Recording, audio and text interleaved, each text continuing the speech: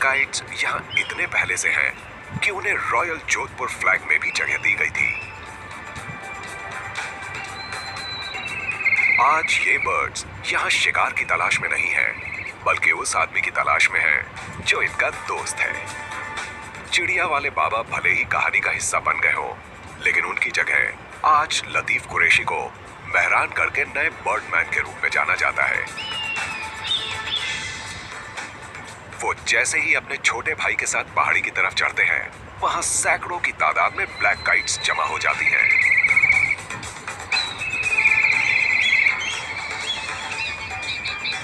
ये इन शिकारी बर्ड्स के खाने का टाइम है।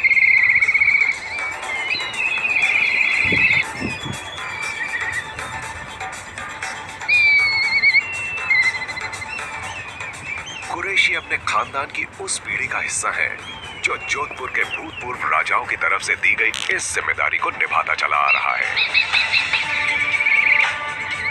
ये एक अहम जिम्मेदारी है क्योंकि ये बर्ड्स मेहरानगढ़ की लोक कथाओं का हिस्सा हैं।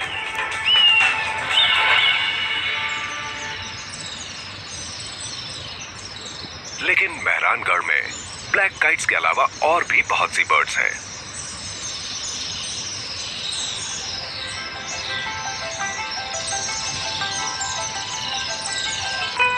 ब्लैक काइट जैसी बड़ी शिकारी चिड़िया के मुकाबले ये बर्ड्स तिनके जैसी दिखाई देती हैं, लेकिन ये बहुत ही खास है।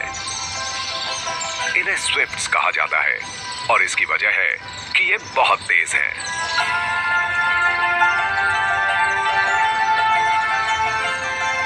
स्विफ्ट की कुछ स्पीशीज ऐसी हैं जिनके बारे में ये माना जाता है कि उनकी स्पीड 160 किलोमीटर पर आवर से भी ज्यादा होती है, यानी चीता से भी तेज।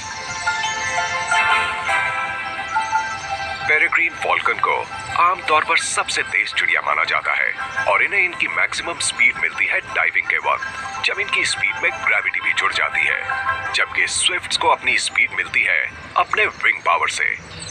ये देखने के लिए कि वो इतनी तेज कैसे उड़ती हैं, हमें इनको स्लो मोशन में देखना होगा।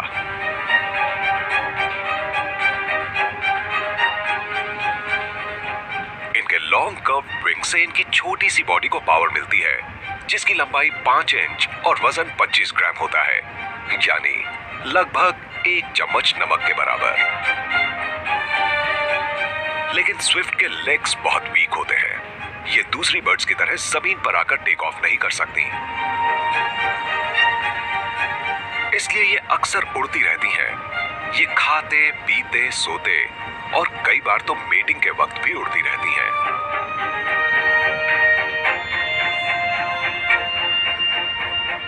वो अपने घोंसलों में जाने के लिए ही नीचे आती हैं, जो उन्होंने किले के कपोलास के अंदर बनाए होते हैं। ये घोंसले दूसरी बर्ड्स के फेदर्स को सलाइवा से जोड़कर बनाए जाते हैं। जब बर्ड को खाने की तलाश में बाहर जाना होता है, तो वो घोंसले से निकलते ही फिर से उड़ने लगती है, क्योंकि स्विफ्ट के लिए अपना घोंसला तो एक टेम्परेरी एड्रेस है, उनका असली घर तो आसमान है।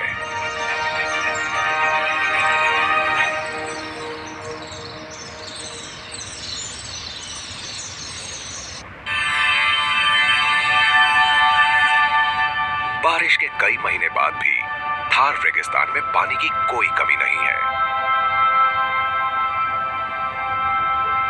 और इसी वजह से एशियन कॉन्टिनेंट के तमाम मेहमान यहां आते रहते हैं।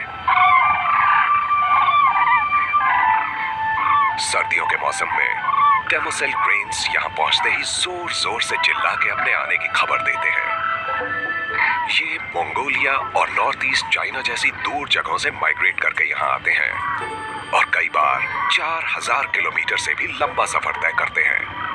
इन बर्ड्स को नेचुरल वर्ल्ड का ऐसा एथलीट कहा जा सकता है जिनमें सबसे ज्यादा सहन शक्ति होती है।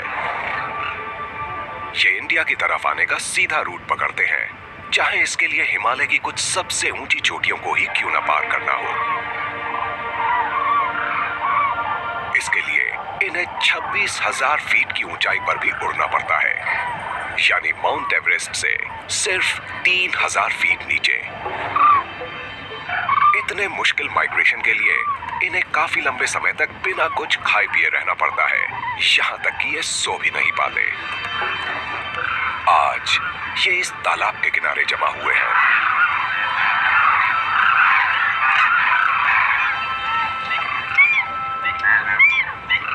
थार में माइग्रेट होकर आई ये डेमोसेल क्रेन्स हजारों का झुंड बनाकर रहती हैं।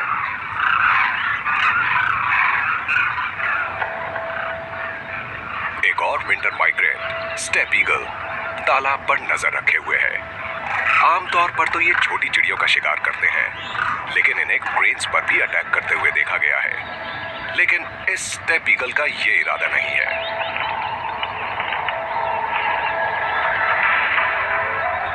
क्रेन्स झुंड में खुद को सुरक्षित महसूस करते हैं, लेकिन फिर भी हमेशा सावधान रहते हैं, क्योंकि रेगिस्तान शिकारियों से भरा पड़ा है। ये प्यासे हैं, लेकिन पहला कदम कौन आगे बढ़ाएगा? एक बहादुर क्रेन सबसे पहले आगे बढ़ता है। लीडर मिलते ही बाकी उसके पीछे पीछे चल देते हैं।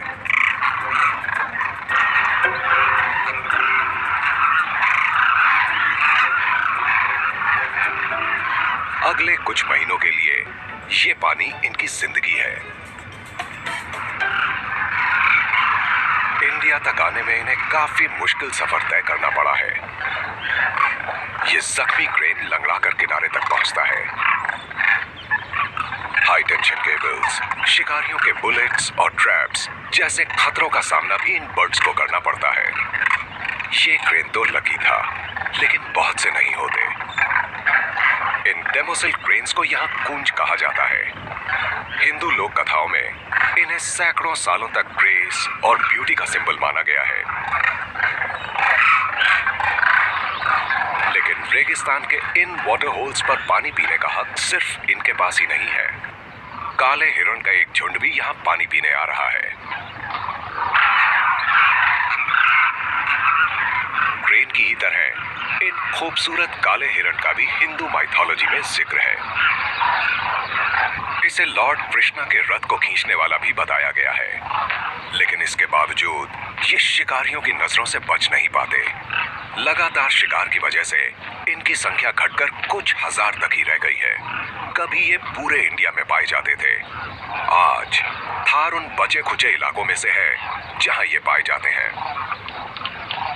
झुंड में बहुत सी ब्राउन कोटेड फीमेल्स होती हैं, ताकतवर मेल होता है।